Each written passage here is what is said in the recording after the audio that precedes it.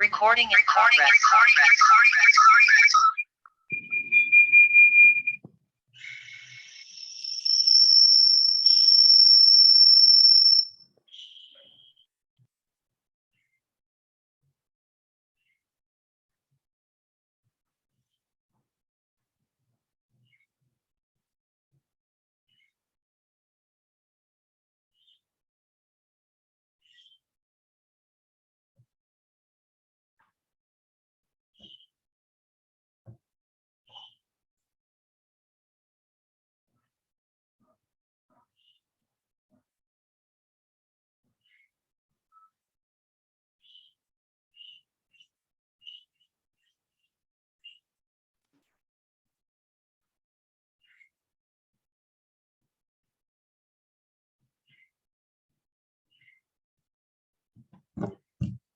Assalamualaikum warahmatullahi wabarakatuh.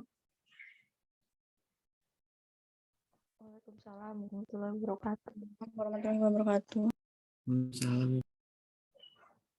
Selamat pagi dan salam sehat selalu untuk kita semuanya. Pagi ini kita sesuai dengan kesepakatan, kita akan mengganti kuliah Jumat kemarin untuk menambahkan materi-materi perdata yang masih tertinggal. Hari ini kita bicara nanti soal hak-hak kebendaan ya.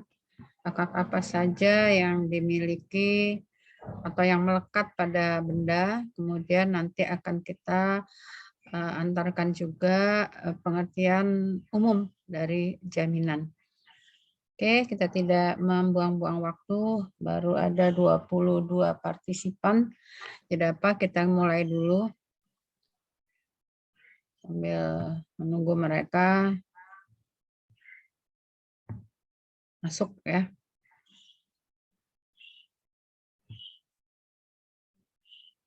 Oh, ini nanti sekarang ini kita pengertian kebendaan dulu, hak-hak kebendaan.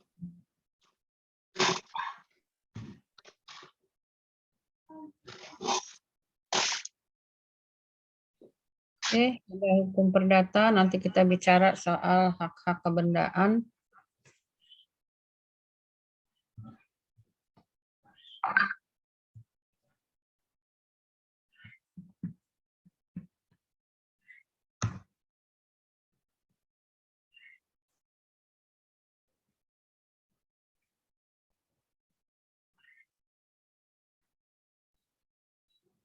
Ada beberapa hak yang melekat pada benda, antara lain nanti ada hak milik, hak pungut hasil, kemudian hak pakai.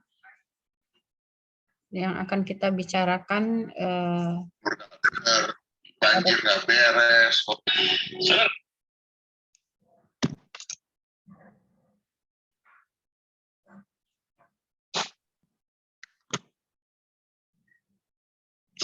akan terlebih dahulu bicara tentang hak milik ya. Jadi terhadap suatu benda itu ada alas hak ya. Ada beberapa alas hak terhadap sebuah benda, apakah itu benda bergerak maupun benda tidak bergerak. Salah satu diantaranya hak yang paling utama ialah hak milik ya.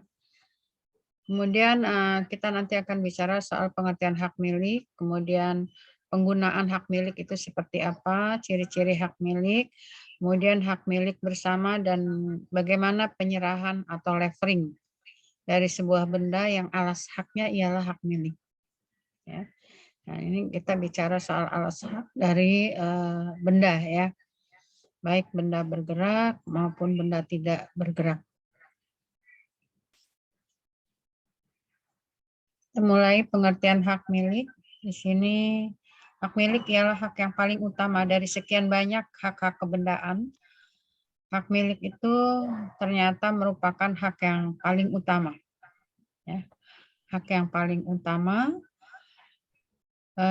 baik itu hak milik terhadap benda bergerak maupun hak milik terhadap benda tidak bergerak.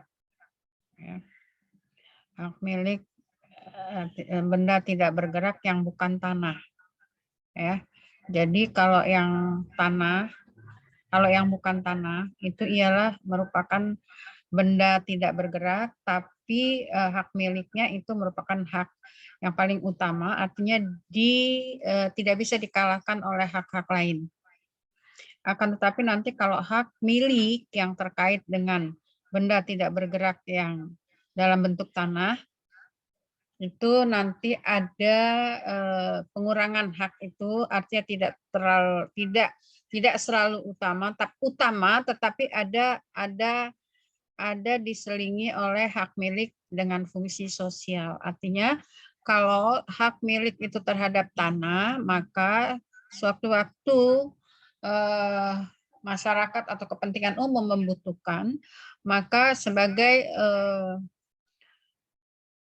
orang yang memiliki hak milik terhadap tanah itu harus mengikuti ketentuan-ketentuan yang berlaku, khususnya ketentuan-ketentuan tentang alas hak milik terhadap tanah di Indonesia. Jadi sejauh itu mengenai hak atas benda bergerak maupun hak tidak bergerak yang bukan tanah, yang dinamakan dengan hak milik ialah hak yang paling utama. Ya, hak yang paling utama artinya hak yang tidak bisa dikalahkan oleh hak-hak lainnya. Ya, itu dia. Kemudian pembatasan penggunaan hak milik itu sejauh tidak bertentangan dengan undang-undang pasti ya. Jadi kalau kita menguasai suatu benda, menguasai suatu barang, itu pastinya penguasaan itu tidak boleh bertentangan dengan ketentuan undang-undang. Kemudian tidak menimbulkan gangguan bagi orang lain. Nah, di sini terkait dengan ketertiban umum. Jadi tidak menimbulkan gangguan bagi orang lain. Jadi kalau kita memperoleh hak milik atau kita mempunyai alas hak milik, tidak ada orang lain terganggu dengan apa yang kita miliki itu. Tuh, ya, dengan apa yang kita miliki itu. Kemudian yang ketiga, tidak ada penyalahgunaan hak. Ini kok suaranya double ya? Apa ini karena ini di? Bentar ya. Tidak ada penguasaan hak.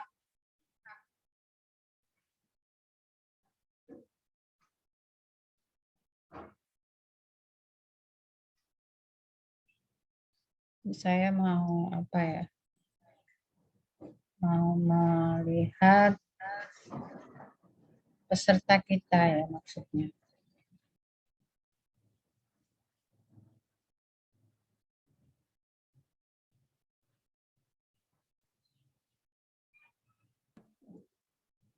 Peserta kita pagi ini.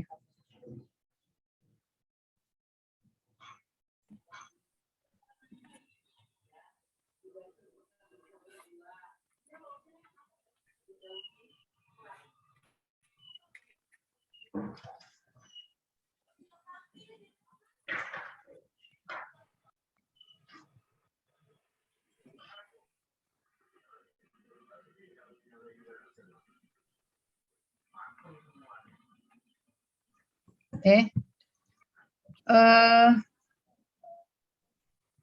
Tidak ada penyalahgunaan hak atau yang dalam bahasa disebut dengan misbruik van recht.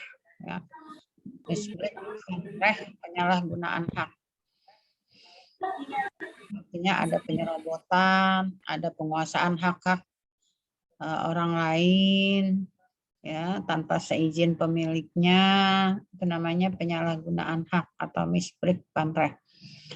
Kemudian ada pembatasan oleh hukum tetangga. Nah, ini nanti ada kamu materi hukum tetangga. Ya. Di materi hukum tetangga itu nanti kamu akan belajar kalau kita bertetanggaan setembok, kemudian di mana hak kita berbatasan dengan hak tetangga. Nah, itu nanti ada aturan-aturan hukumnya. Kita punya pohon bersebelahan dengan tanah tetangga, kemudian pohon kita menjuntai ke tanah tetangga, buahnya separuh masuk ke dalam areanya tetangga. Nah, itu bagaimana hukumnya? Nanti akan ada pembatasan-pembatasan di dalam hukum tetangga. Anda nanti akan ketemu dengan Ibu Upi Hamidah ini yang mengajar tentang hukum tetangga. Kemudian tidak dibatasi atau karena pencabutan hak untuk kepentingan umum. Nah, ini yang tadi Ibu bilang. Ya, sejauh dia mengenai tanah, ada kemungkinan hak milik itu dicabut dengan alasan kepentingan umum. Ya, dengan alasan untuk kepentingan umum. Misalnya untuk pembangunan jalan besar, untuk pembangunan jalan tol, untuk pembangunan sarana fasum dan lain-lain. Ya, jadi ada meskipun hak milik itu adalah hak yang paling utama, ternyata ada pembatasan-pembatasannya juga. Ya, ada pembatasan-pembatasannya juga. Jadi yang pertama jelas dan pasti tidak bertentangan dengan undang-undang. Bagaimana kita cara memperoleh hak milik itu sudah ada tata caranya. Hak milik benda bergerak gimana caranya, hak milik benda tidak bergerak bagaimana caranya.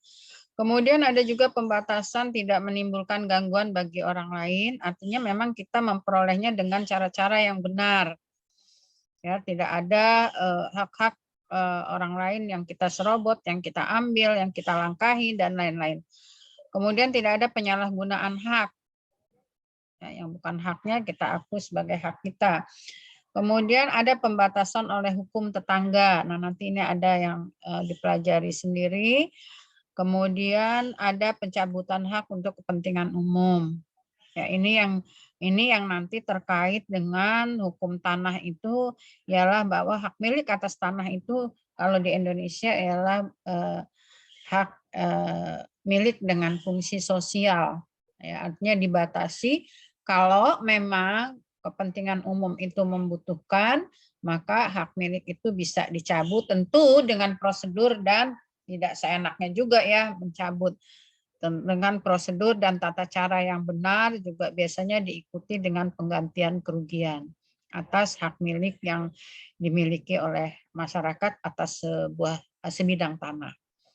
Ya, sebidang tanah. Jadi tidak karena fungsi sosial masyarakat umum atau kepentingan umum membutuhkan lalu dibebaskan tanah itu untuk kepentingan umum tanpa ganti kerugian, rasanya nggak ada kejadian. Makanya kalau ada kejadian seperti itu suka ribut-ribut. Karena memang menurut peraturannya sih memang hak milik itu fungsi sosial, tapi fungsi sosial itu harus dijalankan sesuai juga dengan ketentuan-ketentuan peraturan yang berlaku. Nah, kalau tidak ada ketentuan-ketentuan atau pelanggaran terhadap ketentuan-ketentuan peraturan itu, maka masyarakat bisa menggugat, ya, bisa mengajukan gugatan atau bisa menuntut haknya. Ciri-ciri hak milik ialah hak yang paling utama, ya, induk dari semua hak kebendaan. Ya. Semua hak kebendaan induknya ialah hak milik. Maka disebut hak paling utama, hak yang tidak bisa diganggu gugat. Ya, kecuali tadi ya hak atas tanah yang prinsipnya atau pada ajasnya ialah hak milik yang mempunyai fungsi sosial. Kemudian ciri-ciri hak milik itu juga utuh dan lengkap, merupakan satu kesatuan bulat tidak terpecah-pecah. Ya, jadi hak milik atas rumah ya itu beserta tanahnya gitu ya. Kalau dia bangunannya berarti dia terhadap tanah itu dia hanya hak pakai misalnya atau hak sewa gitu. Ada kan kita kadang-kadang menyewa tanah kemudian didirikan bangunan gedung untuk bisnis misalnya. Nah, itu harusnya itu menyatu dengan tanam tumbuh di atasnya. Kalau hak milik atas tanah itu menyatu dengan tanam tumbuh di atasnya. Maka kalau dia hak sewa, ya dia hak sewa namanya, bukan hak milik ya. Terhadap tanah itu ialah hak sewa, hak menggunakan. Kalau dia sudah selesai, walaupun dia sudah bangun itu untuk kepentingan bisnis misalnya, ya silakan saja kalau Anda mau bongkar-bongkar, kalau Anda mau angkat-angkat itu bangunan. Tapi hak milik atas tanah itu tetap di pemilik yang utamanya. Maka dikatakan merupakan ciri-ciri hak milik itu ialah utuh dan lengkap, kemudian tetap dan tidak bisa lenyap begitu saja, ya. hak milik terhadap hak pakai atau hak pungut hasil, kecuali hak milik berpindah tangan kepada orang yang menguasai. Ya, itulah ya. Jadi cirinya bersifat tetap. Kalau itu sudah milik kita, hak milik ya, alas haknya hak milik. Itu bersifat tetap sampai kapanpun ya milik kita, kecuali kita pindah tangankan dengan cara-cara tertentu. Atau berpindah tangan. Ya, atau berpindah tangan dengan cara-cara tertentu. Misalnya dengan cara pewarisan, dengan cara jual beli, atau dengan cara-cara lainnya. Hibah mungkin, gitu ya. Tapi sejauh itu tidak dilakukan, maka hak milik itu sampai kapanpun akan tetap dimiliki oleh pemiliknya dan tidak mungkin akan lenyap. Itu ciri-cirinya. Kemudian ada yang namanya hak milik bersama. Hak milik bersama yang bebas yaitu contoh beberapa orang mahasiswa membeli sebuah rumah supaya tidak lagi menyewa kamar kos. Mereka bersama-sama menjadi pemilik rumah tersebut. Nah, ini nanti dalam perjanjian jual belinya, pembelinya itu ada nama 1, 2, 3, misalnya 10 mahasiswa, itu disebut sebagai pihak pertama. Pihak pembeli, misalnya. Si A, si B, si C, si D, sampai 10 orang disebut sebagai pihak pertama. Ya, membeli rumah, di situ keterangannya jelas. Ya, keterangannya jelas dan siapa penjualnya, siapa pembelinya. Maka ketika peralihan hak milik dari pemilik asal kepada Anda sebagai mahasiswa yang membeli rumah bersama-sama, karena kalau kontrak-kontrak rumah setiap tahun naik-naik terus nih gitu. Maka Anda ada inisiatif untuk membeli saja supaya nyaman, aman, nggak dikotak-katik lagi sama orang. Anda ada ide untuk membeli saja rumah. Nah, itu nanti kepemilikan atas rumah yang Anda beli secara bersama itu terkategori ke dalam hak milik bersama. Ya. Hak milik bersama yang bebas. Lalu ada hak milik bersama yang terikat. Pemilik bersama harta perkawinan akibat ada ini beda lagi ya. Ini karena terikat karena sesuatu. Hak milik bersama misalnya harta gono gini, harta bersama. Ya, harta gono gini dijadikan harta bersama. Satu suaminya bawa harta apa, istrinya bawa harta apa. Tetapi dalam hukum perkawinan Indonesia itu harus disepakati. Ya, maka disebut dengan terikat itu tadi. Kalau tidak disepakati, maka harta bawaan itu menurut hukum perkawinan Indonesia tidak mungkin akan bercampur secara hukum. Bawaan pihak perempuan ya punya dia, bawaan pihak laki-laki ya punya dia. Ya, tidak bisa dikatakan sebagai hak milik bersama. Kecuali kalau mereka bersepakat apa yang mereka bawa masing-masing pada awal perkawinan nanti akan menjadi harta bersama. Ya, jadi terikat oleh sebuah perjanjian. Kemudian sekarang, berkenaan dengan benda, kepemilikan dari benda, bagaimana kita memperolehnya, maka ada di dalam hukum kebendaan namanya levering. Ya, levering atau penyerahan benda. Penyerahan adalah perbuatan, ya, perbuatan yuridis yang mengakibatkan atau memindahkan hak milik. Itu penyerahan. Ya. Contoh kegiatan jual beli pada saat hak milik beralih dari tangan penjual ke tangan pembeli setelah dilakukan penyerahan. Jadi tujuan jual beli itu nanti kita belajar ketemu lagi di hukum perikatan ya, ada beberapa perjanjian yang sudah memiliki nama atau disebut dengan perjanjian bernama. Salah satu ialah perjanjian jual beli. Masing-masing perjanjian itu memiliki tujuannya sendiri-sendiri. Kalau jual beli tujuannya memperalihkan hak milik, tujuan akhirnya beralihnya hak milik, itu jual beli. Ya. Nah, levering atau penyerahan benda, itu konsep penyerahan itu maksudnya mengalihkan hak milik. Apakah itu benda bergerak ataukah itu benda tidak bergerak. Cuma nanti ada perbedaan bagaimana cara meleveringkan benda bergerak dan bagaimana cara meleveringkan benda tidak bergerak. Itu ada pengaturan-pengaturannya. Ya. Jadi ini penyerahan benda atau levering ya. Jadi itu istilahnya itu disebut levering atau penyerahan. Jenis-jenis penyerahan. Jenis-jenis penyerahan itu tadi ada penyerahan benda bergerak yang berwujud. Ya, benda bergerak berwujud kemarin sudah saya jelaskan. Bisa dipindahkan dari satu tempat ke tempat lainnya dan bisa dilihat dengan mata.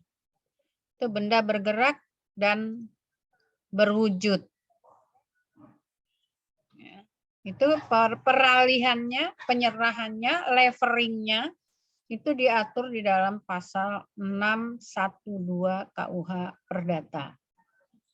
Ya. Bagaimana cara penyerahan benda yang bergerak dan berwujud tadi? Nah, ini Anda harus tahu ya, karena nanti kalau melakukan perjanjian, ini akan terkait dengan bagaimana kita menyerahkan objek bendanya.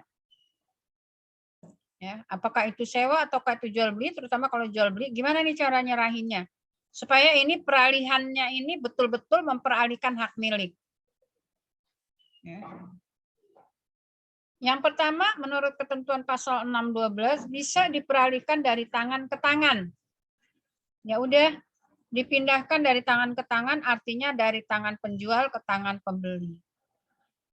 Ya, apa saja yang menjadi objek daripada jual beli sejauh bendanya itu berwujud, ya, bergerak, berwujud, maka penyerahannya bisa dilakukan, bisa dipindahkan, bisa dileveringkan dari tangan ke tangan, yaitu dari tangan penjual kepada tangan pembeli.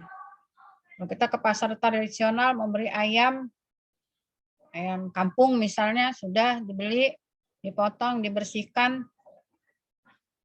Nah, karena ayam termasuk benda bergerak yang berwujud, maka kalau sudah dibayar, ya penjualnya harus menyerahkan.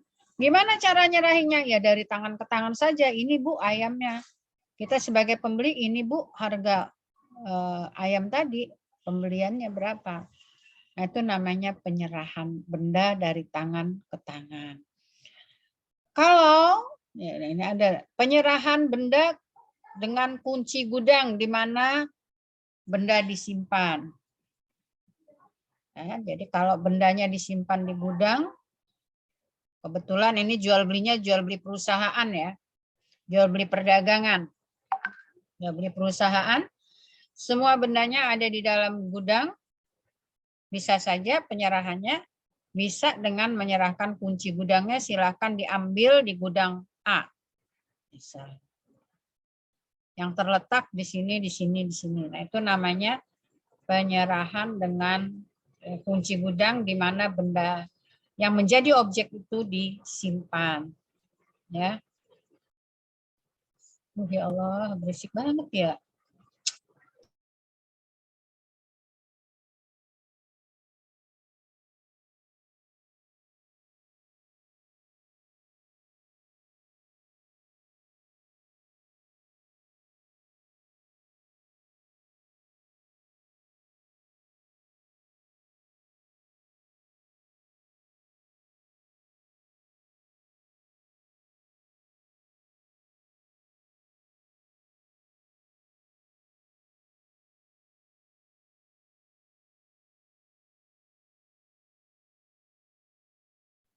Dalam bahasa Belanda ini dengan traditio brevi manu.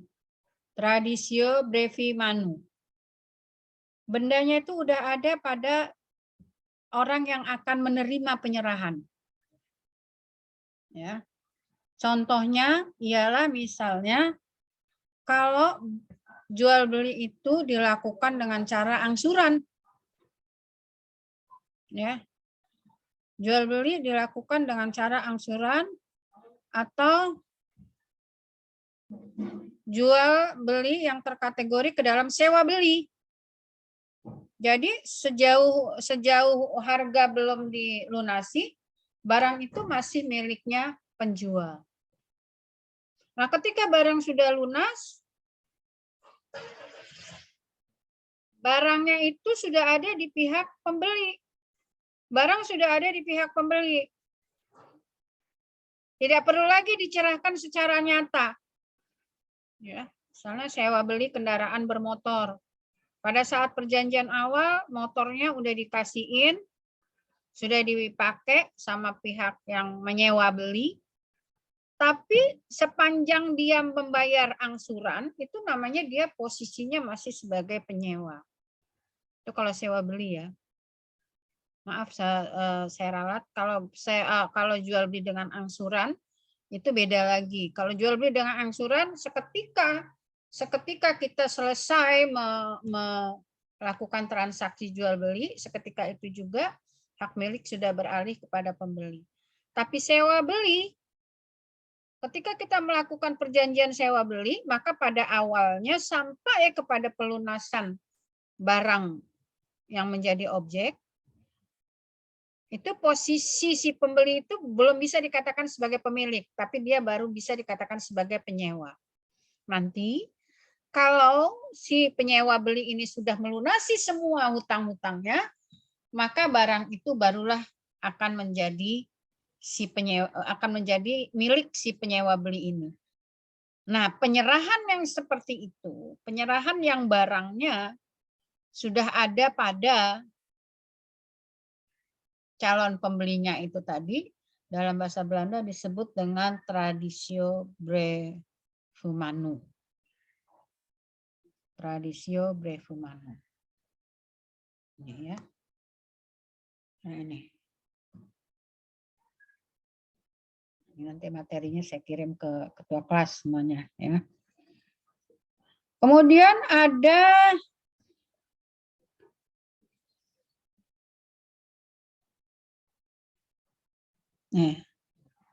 dijual, tetapi pembelinya masih mengizinkan penjual menggunakan benda yang menjadi objek. Ya, ini disebut dengan constitutum. Ya sudah, diserahkan, silakan dipakai, kan bendanya sudah ada sama kamu. Gitu ya. Tapi di sini dengan cara konstitutum ini ialah jika benda itu tetap berada dalam penguasaan pemilik semula. Ya, saya punya rumah, saya jual, tapi rumah ini saya pakai gunakan usaha, pembelinya kebetulan belum mau menggunakan, silakan saja Bu Kingkin digunakan saja, tapi hak milik sudah beralih. Nah, ini sistem yang keempat berdasarkan ketentuan pasal 6.12. Lalu ada nanti benda bergerak yang tidak berwujud. Yang kedua. Jadi penyerahan benda itu akan sangat tergantung bendanya benda apa. Kategori bendanya yang mana.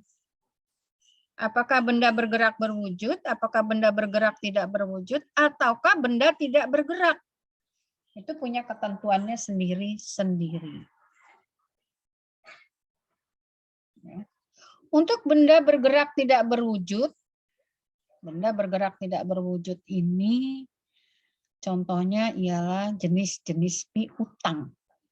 Bukan jenis-jenis hutang ya. Jenis-jenis piutang yang dianggap sebagai benda bergerak tidak berwujud. Ya.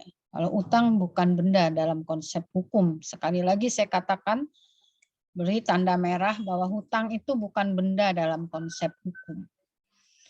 Karena nanti setelah kita tahu nih berbagai-bagai benda, ya berbagai-bagai jenis benda dengan berbagai-bagai cara peralihannya, ternyata tidak ada hutang itu diatur cara peralihannya nggak ada. Dan karenanya hutang tidak bisa diperalihkan. Dan karenanya bisa kita simpulkan bahwa hutang itu bukan benda secara yuridis.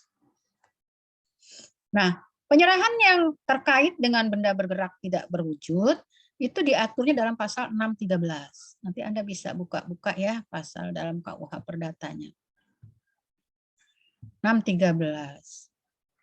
Nah, benda tidak berwujud itu piutang itu ada piutang atas nama. Ya, piutang atas nama itu tagihannya ada nama orangnya.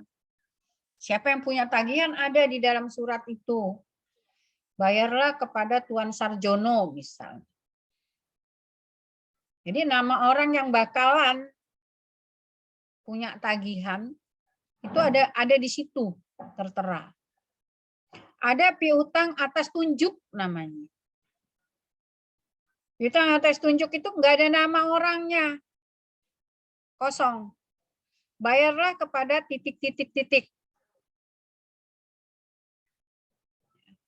Apa maksudnya kok dikosongkan? Nah, ini nanti maksudnya terkait dengan bagaimana cara memperalihkannya. Makanya dibeda-bedain kayak gitu. Ternyata ada maksudnya. Lalu ada surat piutang atas pengganti namanya. Surat piutang atas pengganti. Bayarlah kepada Nyonya Kinkin, atau penggantinya. Artinya pemegang selanjutnya siapa. Nah, untuk peralihan masing-masing jenis benda tidak berwujud ini diatur di dalam pasal 613. Ya. Untuk piutang atas tunjuk yang kosong tadi, yang nggak ada namanya, bayarlah kepada titik-titik uang sejumlah 250 juta misal. Kalau kita pegang surat atas tunjuk, piutang atas tunjuk, dan itu akan kita jual, maka kita mengenal ya ada pasar uang namanya. Dan itu akan kita jual, maka cara leveringnya untuk beralih kepada orang lain sama dengan berbenda bergerak tidak berwujud. Serahin saja suratnya. Kita punya surat berharga senilai berapa M mau kita jual, tapi suratnya jenisnya kategorinya piutang atas tunjuk, nggak ada namanya.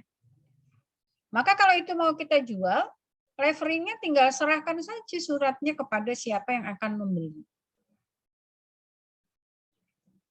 Siapa yang akan membeli. Lalu kalau dia atas pengganti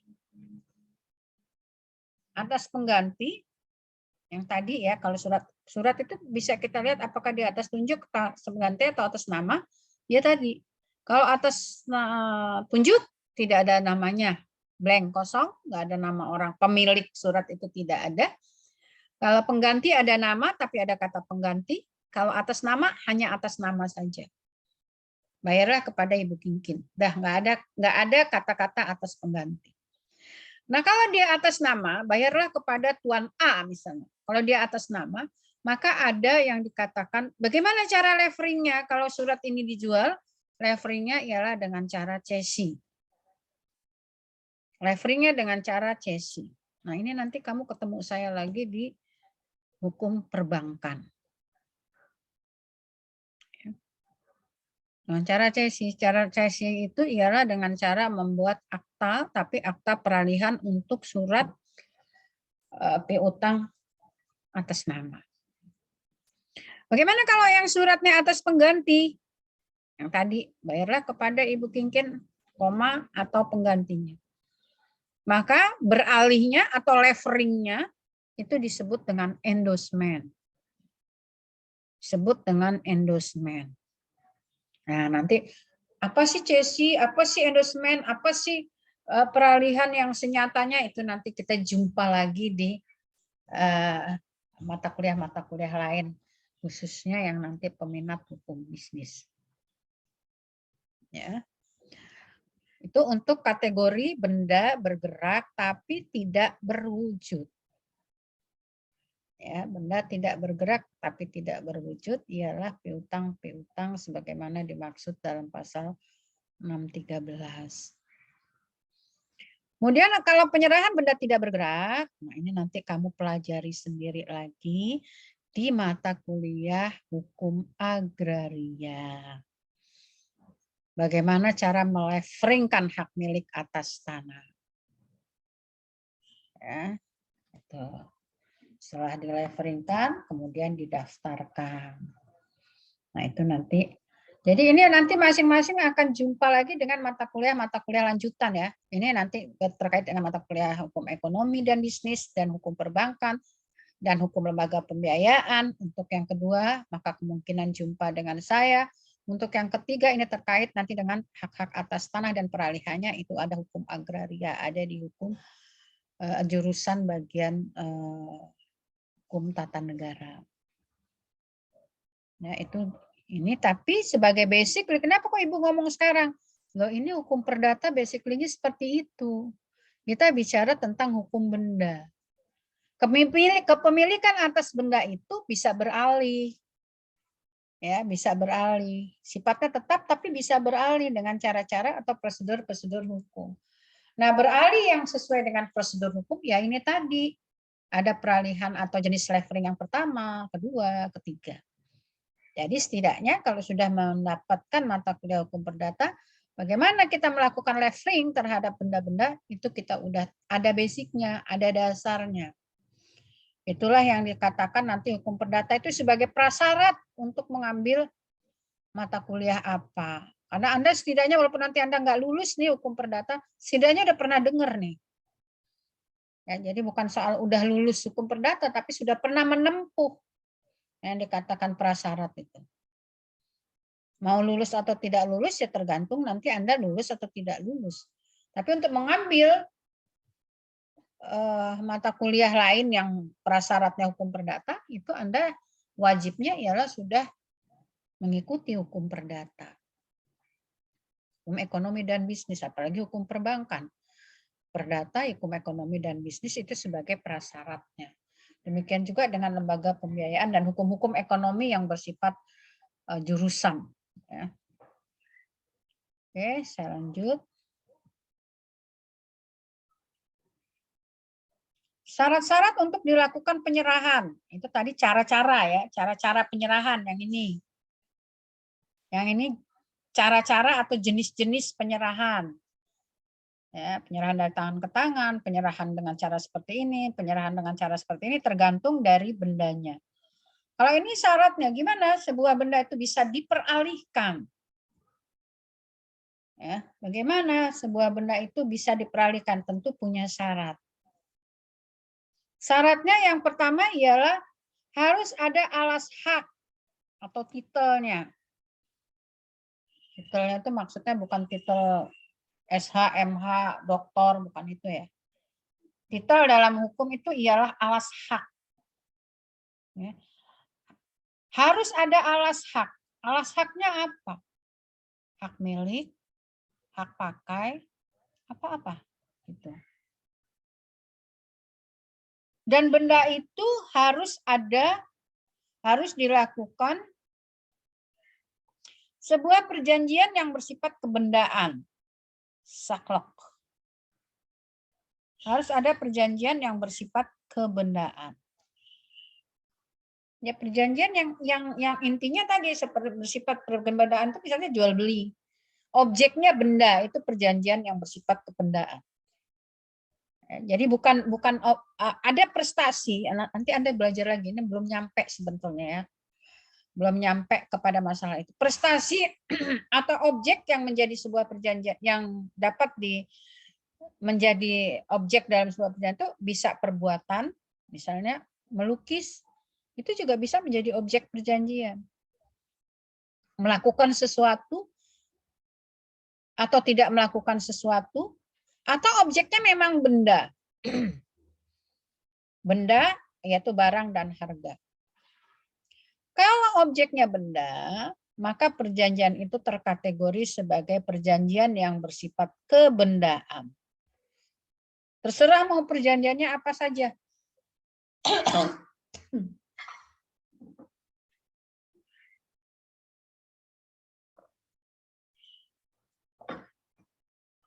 Perjanjiannya mau apa saja silakan, yang penting kalau dia objeknya benda, maka perjanjian itu kita kategorikan sebagai perjanjian kebendaan. Itu syarat ya, syarat yang kedua. Jadi harus ada alas hak. Alas haknya jelas. Jadi jangan Anda menyerahkan yang Anda sendiri tidak berhak terhadap benda itu nggak boleh secara hukum. Bukan punyamu kok kamu jual gitu. Apa alas hak kamu menjual itu? Walaupun ya, saya katakan kemarin, besitter ialah eksternal. Kalau objeknya benda tidak bergerak, maka kita tidak bisa tahu apakah benda bergerak ini punya dia atau enggak. Karena dalam hukum ada ajas besitter ialah eksternal. Tetapi Anda sebagai penjual, itu harus mempunyai itikat baik. Kalau bukan barangmu dapat nemu atau dapat punya teman jatuh, jangan buru-buru dijual lah.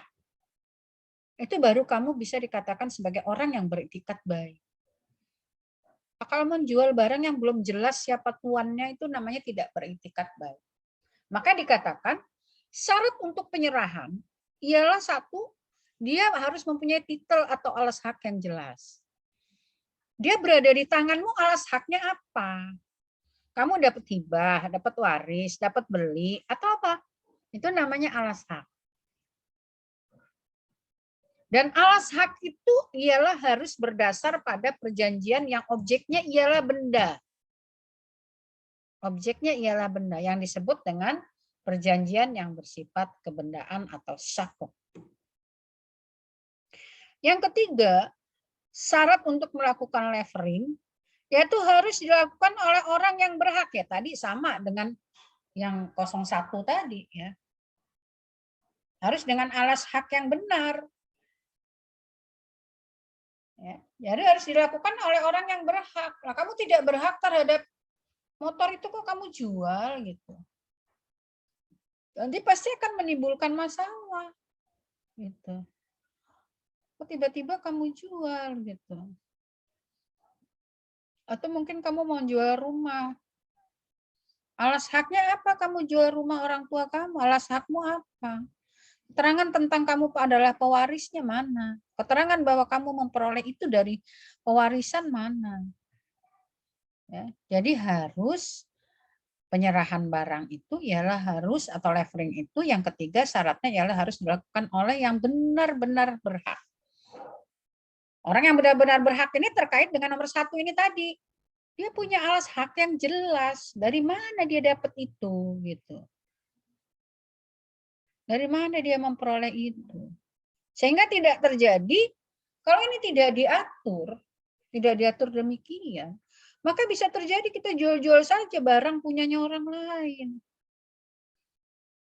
Maka dikatakan harus punya alas hak yang lu jual itu, alas hakmu apa? Apa dasar kepemilikanmu atas benda itu? Gitu. Maka dikatakan harus dilakukan oleh orang yang berhak. Jangan coba-coba melakukan tindakan hukum, apalagi melakukan penjualan terhadap suatu benda yang bukan yang dilakukan oleh yang bukan berhak, orang yang bukan berhak. Dia nggak punya alas hak, main-main jual-jual aja. Ya. Harus dilakukan dengan penyerahan nyata. Ya. Itu tadi penyerahan nyata itu seperti apa. Oke, kita lanjut. Sekarang ada, itu hak milik ya. Oke, ada pertanyaan tentang hak milik. Sebelum kita ke hak pungut. Itu hak milik ya. Hak milik itu ialah hak yang paling utama, kecuali hak atas tanah yang memiliki fungsi sosial. Ya, yang paling utama artinya begini. Ya. Ada syarat-syarat tertentu bagaimana Anda harus bisa atau dapat meleveringkan benda itu. Jadi nggak bisa sembarangan.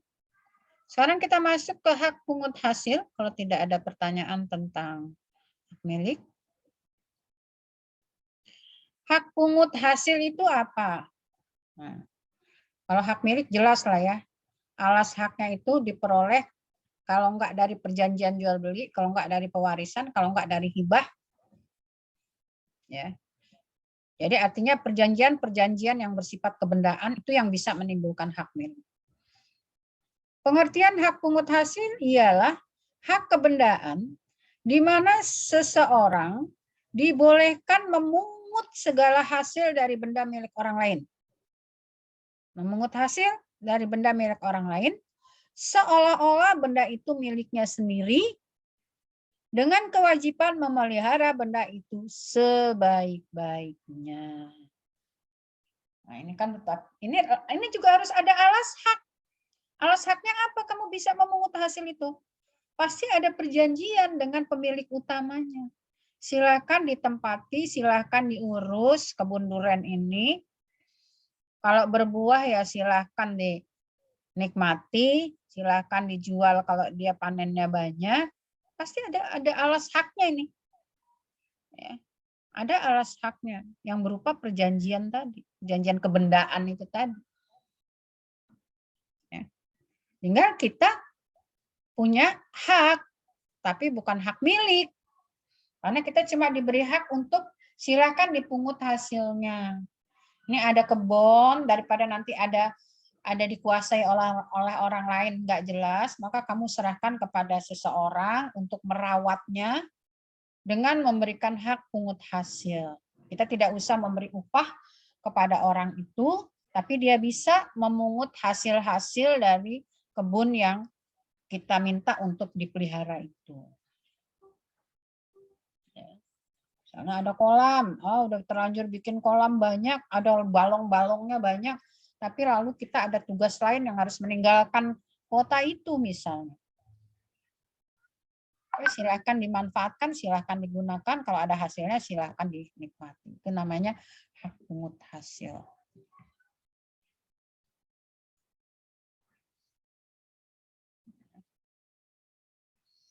Hak pungut hasil adalah atas benda bergerak yang berwujud, contoh perabotan rumah. Perabotan rumah tangga misalnya. Jadi ada punya perabotan, tapi perabotan yang bisa disewa-sewakan untuk catering misalnya. Silakan saja Anda minta seseorang untuk merawatnya dengan kalau ada yang menyewa silakan dikelola, silakan hasilnya diambil. Ya, juga terhadap hak benda bergerak tidak berwujud. Ya. Kemudian ada hak pungut hasil karena undang-undang atau karena kehendak pemilik benda. Macam-macam ya cara memperoleh hak pungut hasil ini. Hak pemungut hasil atas benda tidak bergerak, contohnya sebuah rumah, pohon, buah, dan lain-lain yang Ibu jelaskan tadi. Ya.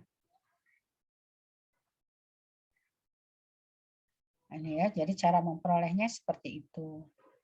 Nah, jadi cara memperolehnya ini ada alas haknya juga, maksud Ibu. Ini dia cara memperoleh hak pungut hasil ini maksudnya alas haknya apa dia memperoleh hak pungut hasil? Ini dia. Ya, ada dengan perjanjian.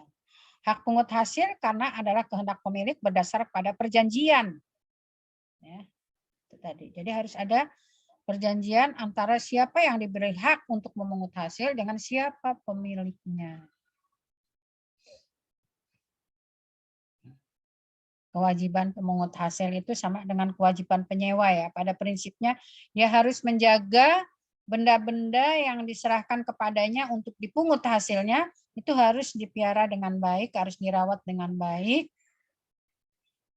Ya, kalau dia kebun ya harus dirawat, jadi menjadi bersih, tidak menjadi belukar, tapi hasilnya diambil, tapi kebunnya jadi belukar.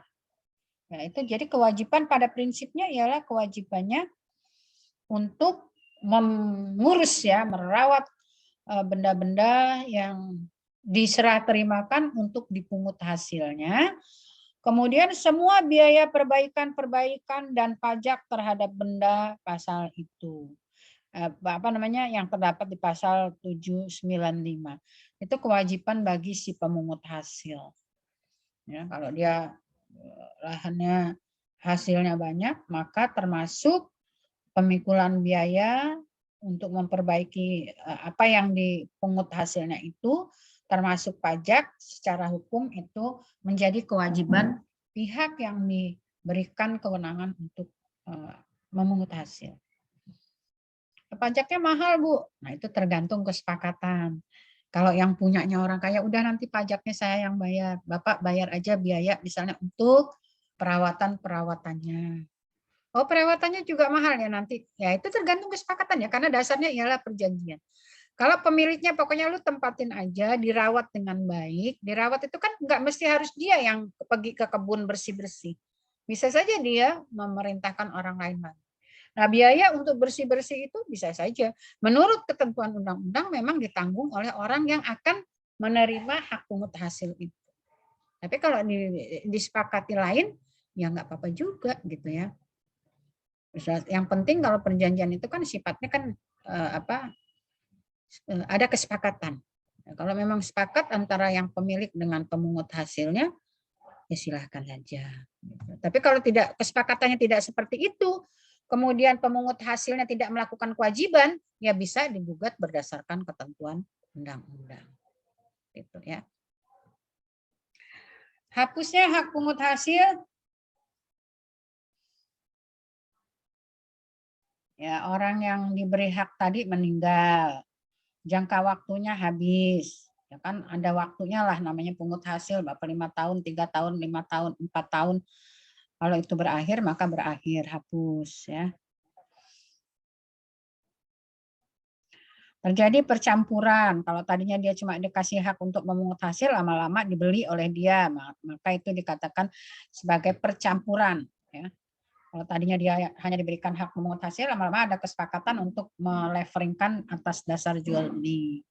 Nah itu juga hapuslah hak pemungut hasil. Jadi sudah sebagai pemiliknya. Ya. Terjadinya pelepasan hak oleh pemegang hak pungut hasil. Aku nggak mau lagi merawat, aku kembalikan.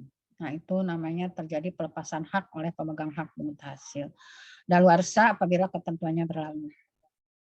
Atau benda yang dipungut hasilnya itu musnah. Ya. Musnah, terjadi kebakaran hutan termasuk kebun yang dimiliki, yang diserahkan hak pungut hasil itu juga musnah misalnya. Itu adalah hak pungut hasil. Kemudian ada hak pakai. Nah, ada hak pakai dan hak mendiami. Hak pakai dan hak mendiami adalah keduanya hak kebendaan yang diperoleh dan berakhir dengan cara yang sama seperti hak pakai hasil. Cara-cara memperolehnya sama tadi ya. Ada landasannya, ada perjanjian. Ya, landasannya ada perjanjian. Ya, dipersilahkan untuk dipakai orang lain. Jadi yang memiliki membuat kesepakatan dengan orang lain memperbolehkan untuk memakai benda miliknya itu. Apakah itu benda bergerak ataupun itu tidak bergerak.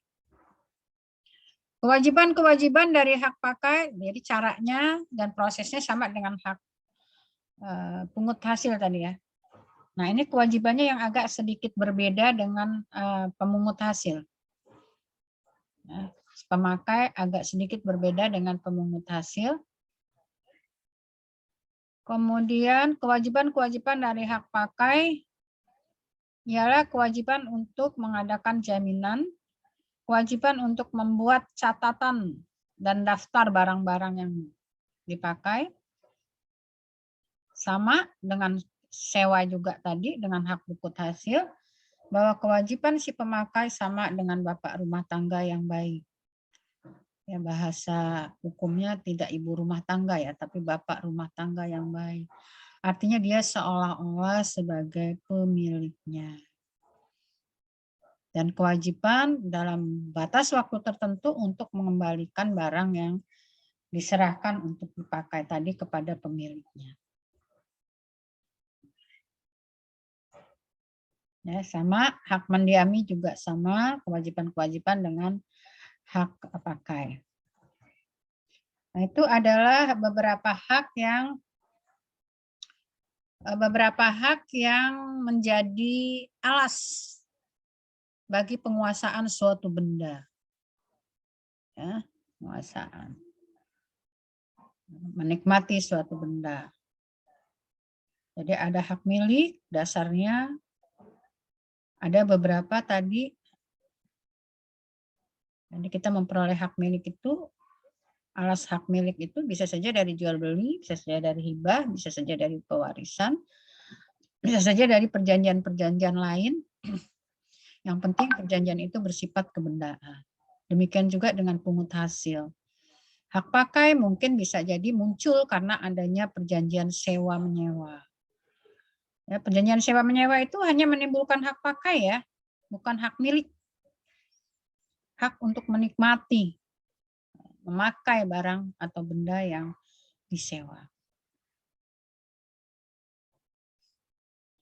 Ini mengenai beberapa hak yang terkait dengan benda. Dan yang paling utama dari hak-hak itu ialah hak milik. Ada pertanyaan di sini sebelum saya lanjut ke masalah jaminan.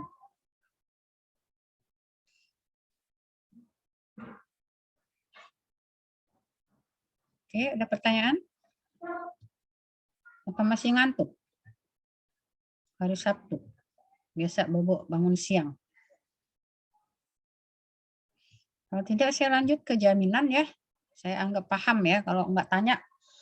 Emang tidak bertanya itu ada dua kemungkinan. Enggak ngerti sama sekali atau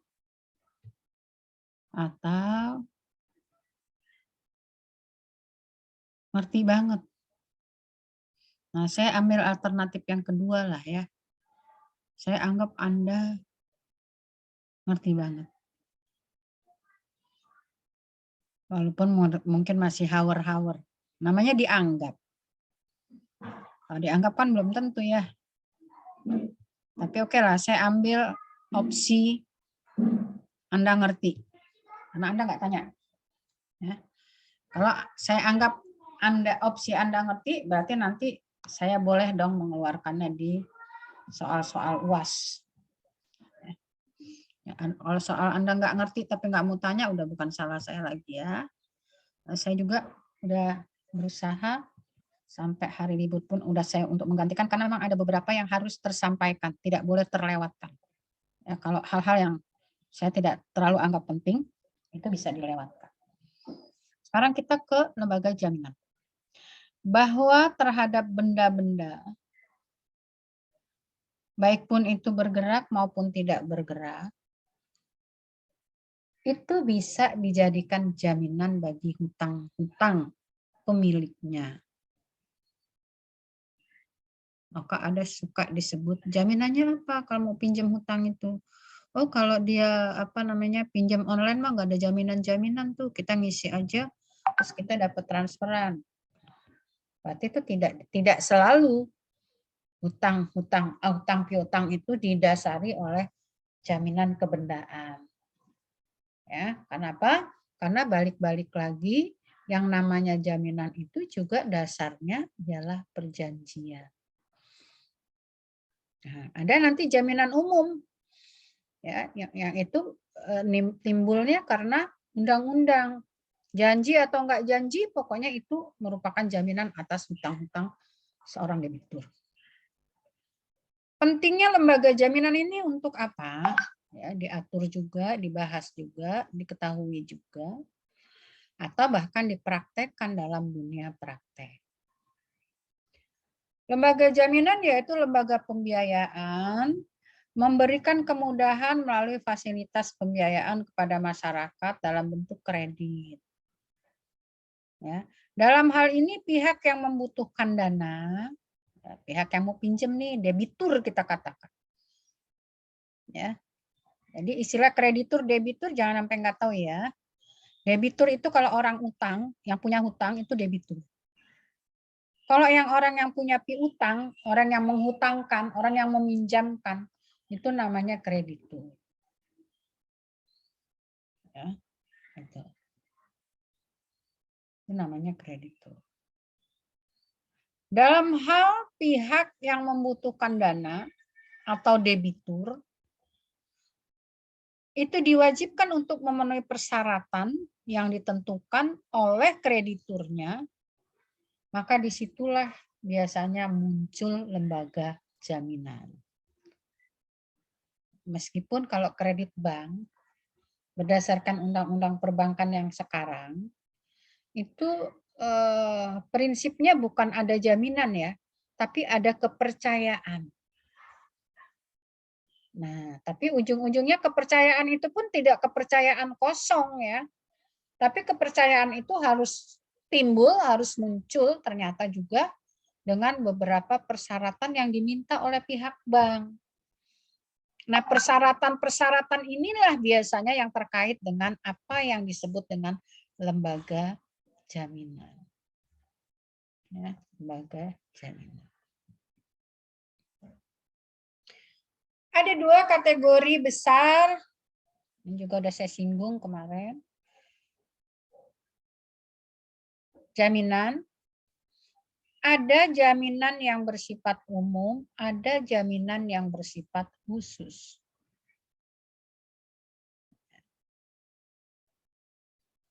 Jaminan umum itu lahirnya, munculnya, timbulnya karena undang-undang. Undang-undangnya udah ngatur begitu. Tapi jaminan yang bersifat khusus ini muncul, timbul, dan lahirnya karena perjanjian. Karena perjanjian. Nah, jadi ada dua nih lembaga jaminan ternyata. Ada jaminan umum, ada jaminan khusus. Jaminan umum nggak bisa dibantah-bantah, dia muncul karena undang-undang.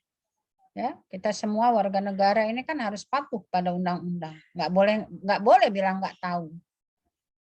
Kita sebagai warga negara itu dianggap tahu tentang peraturan atau undang-undang yang sudah diumumkan dalam lembaran negara.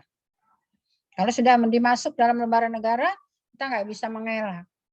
Kalau kita melanggar, berarti kita sama dengan melanggar undang-undang. Nggak bisa kita bilang, maaf saya nggak tahu Pak Polisi, nggak tahu kalau ada peraturan lalu lintas seperti ini. Ya silakan saja Anda mohon maaf, tapi Anda kategorinya tetap juga dianggap sebagai pelanggar. Gitu. Dan Anda harus menjalani sanksinya. Itu undang-undangnya, prinsip keberlakuan undang-undang di Indonesia. Jaminan yang bersifat jaminan umum tadi, ya, yang kita tahu kalau alasannya atau pengaturannya memang sudah ada dalam undang-undang, di mana sih diaturnya jaminan umum? Yang memang hadir dan lahirnya itu karena undang-undang. Itu ternyata pasal 1131 dan 1132. Ini tak boleh nggak tahu. Ya. Harus tahu. Ya. Jaminan umum diatur dalam KUH Perdata 1131, 1132. Karenanya jaminan umum ini terkategori sebagai jaminan yang lahirnya karena undang-undang. Apa kata pasal 1131?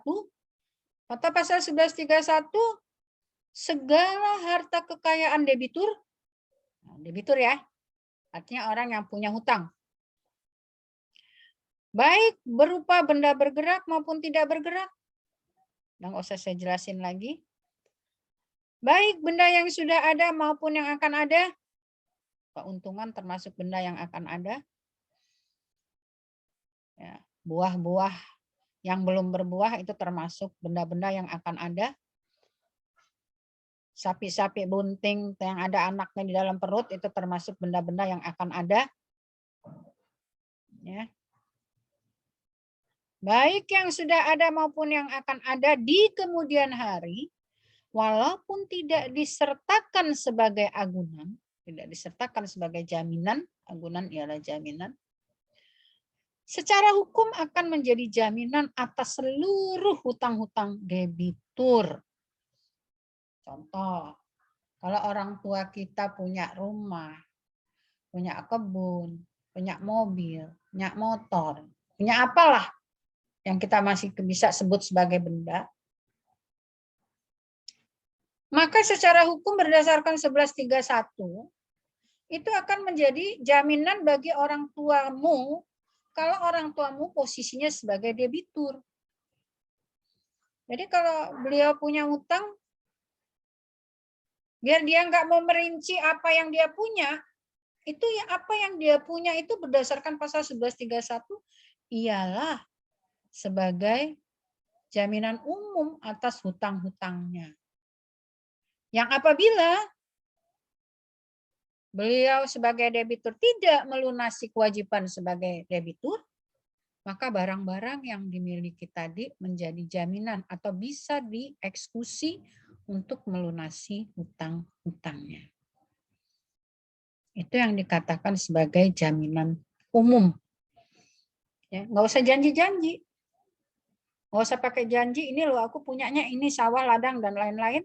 Itu semua nanti akan menjadi jaminan bagi hutang-hutang. Ya. Kalau dia sebagai debitur melakukan one prestasi. Lalu ada jaminan khusus. Yang tadi jaminan umum ya. Ada jaminan khusus. Jaminan khusus ialah lahirnya itu karena ada dijanjikan di perjanjian, ada perjanjiannya. Ini kalau utang sekian, jaminan khususnya apa? Bank minta apa? Oh, ini jaminannya sertifikat yang nomor sekian saja. Dia punya banyak sertifikat. Saya jaminkan saja tanah yang ada di mana misalnya. Ini sertifikatnya. Kalau banknya menerima, ya udah itu akan menjadi jaminan. Nah, jaminan yang muncul karena perjanjian ini kita sebut sebagai jaminan khusus. Ditunjuk bendanya apa yang akan menjadi jaminan apa ini? Apa rumahnya yang di Kedondong, apa rumah yang di Kota Bumi, apa rumah yang di Kalianda, karena rumahnya banyak nih. Apa rumah yang di Jakarta, betul-betul disebutkan yang mana yang akan menjadi jaminan hutangnya itu. Diperjanjikan. Nah, ini disebut dengan jaminan khusus. Jadi jaminan yang timbul karena perjanjian secara yuridis baru timbul karena adanya suatu perjanjian antara bank dengan pemilik agunan atau barang jaminan. Boleh bank, boleh siapa saja ya. Tidak harus bank. Pemberi pinjaman itu tidak harus bank. Bisa saja lembaga pembiayaan lainnya.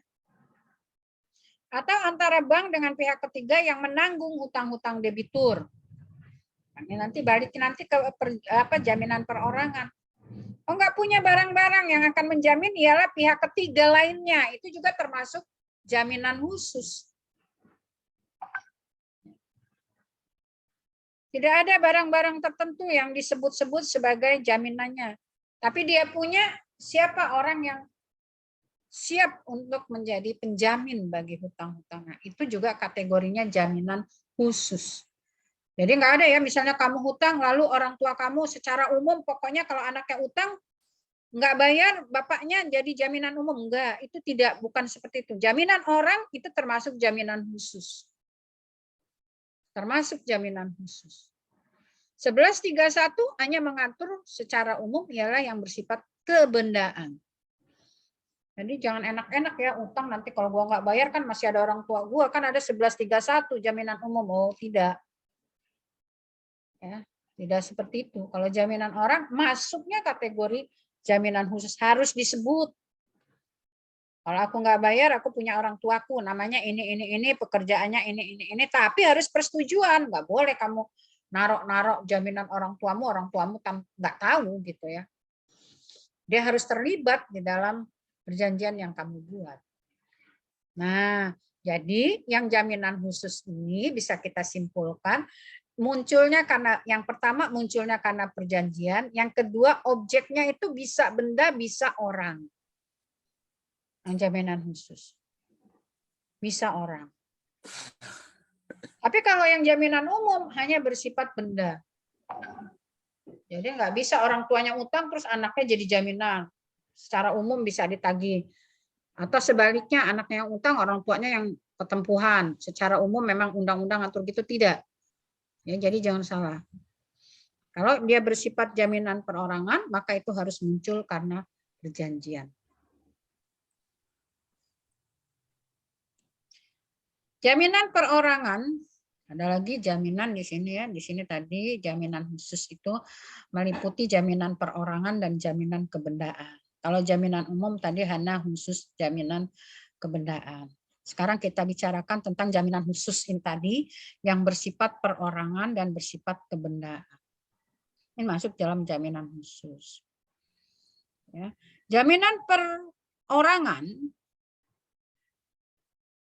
personal garansi itu ialah jaminan berupa pernyataan, bukan pertanyaan ini ya, tapi pernyataan. Pernyataan. Beda banget ya kalau pertanyaan dengan pernyataan itu sedikit saja katanya bergeser, hurufnya bergeser, maknanya sudah berbeda. Jaminan yang berupa pernyataan kesanggupan.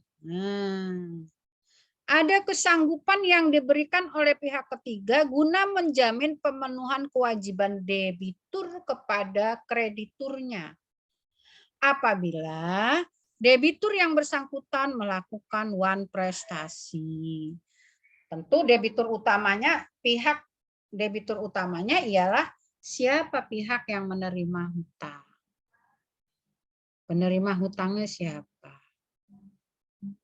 Person lain, pihak lain itu posisinya sebagai penjamin.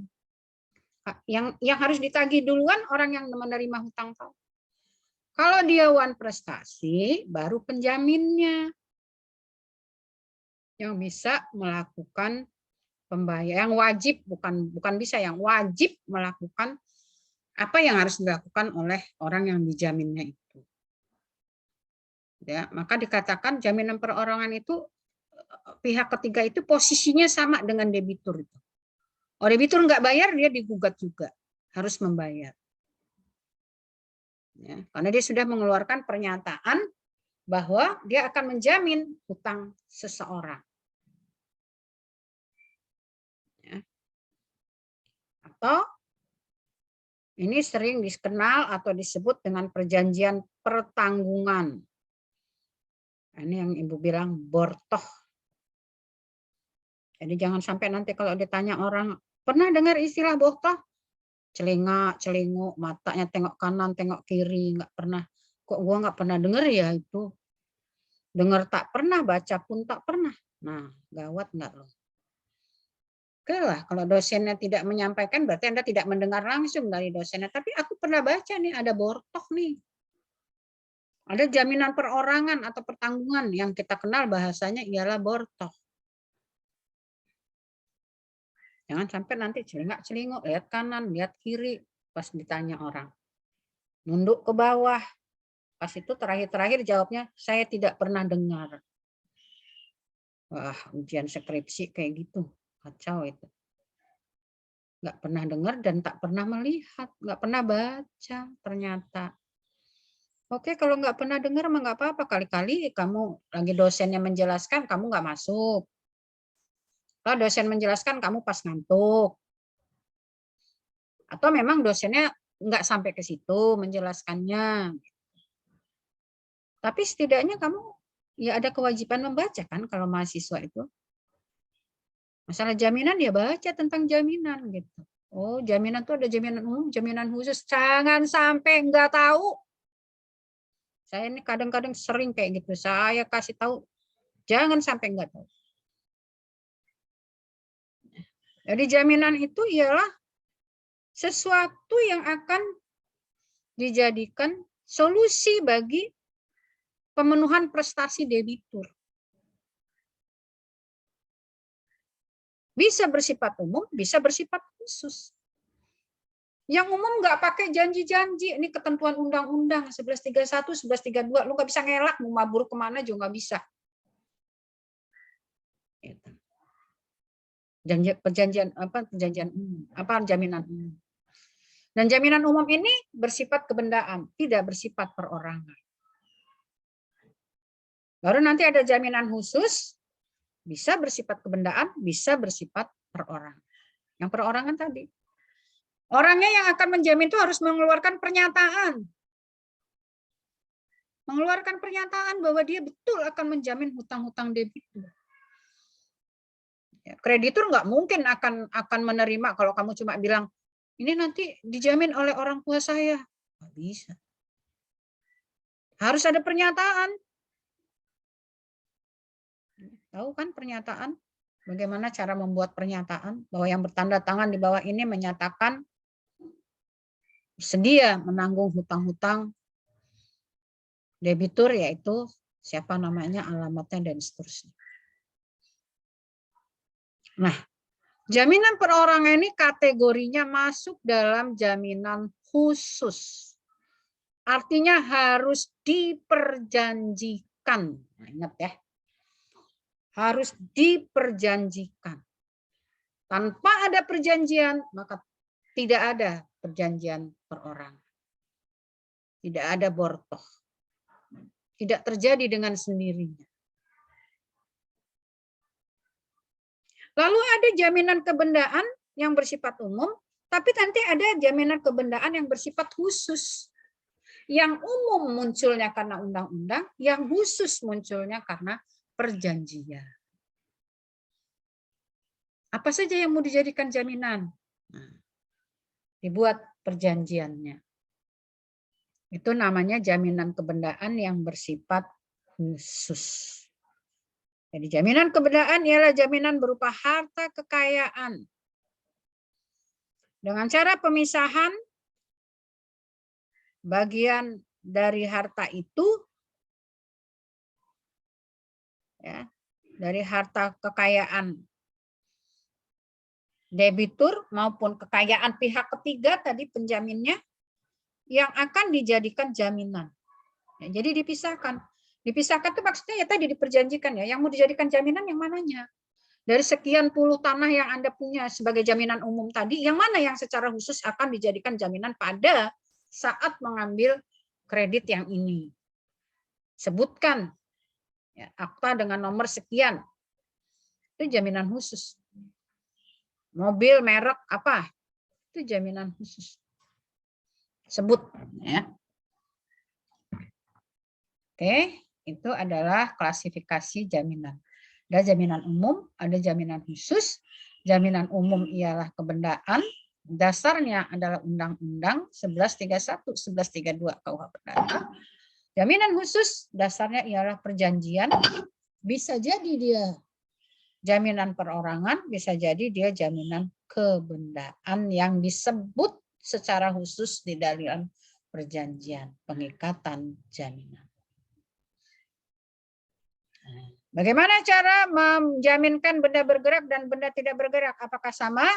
Jawabnya tidak sama. Ya. Benda bergerak yaitu melalui gadai dan fidusia. Ya. Jadi nggak sama. Kalau benda bergerak, kita mau milih pengikatannya mana? Mau pakai cara gadai, apa mau cara fidusia? Terserah kepada yang akan melakukan perjanjian. Kalau dia benda tidak bergerak, pengikatannya disebut dengan hak tanggungan. Undang-Undang tahun 1996 itu. Baca undang-undangnya.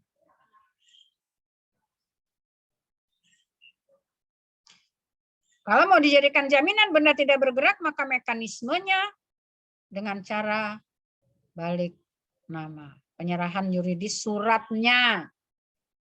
Kalau Anda akan menjaminkan sebidang tanah, maka bukan tanahnya yang digotong-gotong, tapi suratnya. Itu namanya penyerahan secara yuridis. Suratnya yang diserahkan kepada pihak kreditur. Ya. Oke, ini nanti mengenai fidusia, kemudian gadai, hak tanggungan, ini nanti akan saya jelaskan pada hari Selasa, insya Allah. Kalau saya tidak bertugas lain. Tapi ini artinya kita masih tersisa tentang gadai, fidusia, hak tanggungan. Silakan mulai dibaca-baca, undang-undangnya ada. Ya, gadai, fidusia, dan hak tanggungan. Itu masing-masing pengaturannya beda, objeknya sama yaitu benda. Cuma cara mengalihkan benda yang akan dijadikan jaminan itu yang berbeda-beda caranya. Ya. Saya rasa saya sudah tidak salah lagi nih, sudah menjelaskan semua materi sampai kepada hukum benda dan sampai kepada masalah jaminan ya. Tinggal secara khusus saya akan menjelaskan apa itu gadai, apa itu fidusia, apa itu hak tanggungan, insya Allah hari Selasa. Kalaupun tidak, tolong itu dibaca. Ya, karena nanti materi ujian UAS itu sampai di situ. Ya. Oke, ada pertanyaan? Kalau tidak ada pertanyaan, saya sudahi ya. Indonesia Cantika.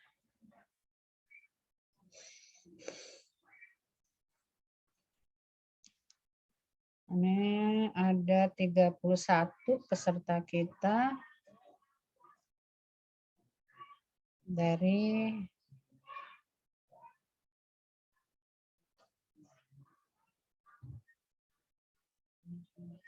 Oke. Ya betul. Hanya hadir 31, selebihnya tidak hadir ya. Ini Vanessa saya sudah kirimkan daftar peserta yang hadir kita hari ini dan silakan kamu sekarang di foto dulu supaya apakah itu tadi cuma hadir-hadir saja tapi tidak ada fisiknya. Nah, kita butuh bukti fisik. Silakan Vanessa diambil screenshotnya. Sudah, Bu. Sudah.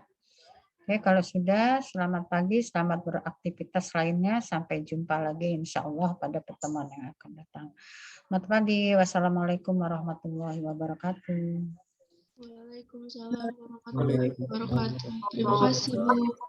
Nah, kalau ada pertanyaan-pertanyaan seputar materi ini bisa kita siapkan atau kita kirimkan ke ini aja ya, ke saya ya. Kalau Anda malu mau bertanya atau apa, silakan saja.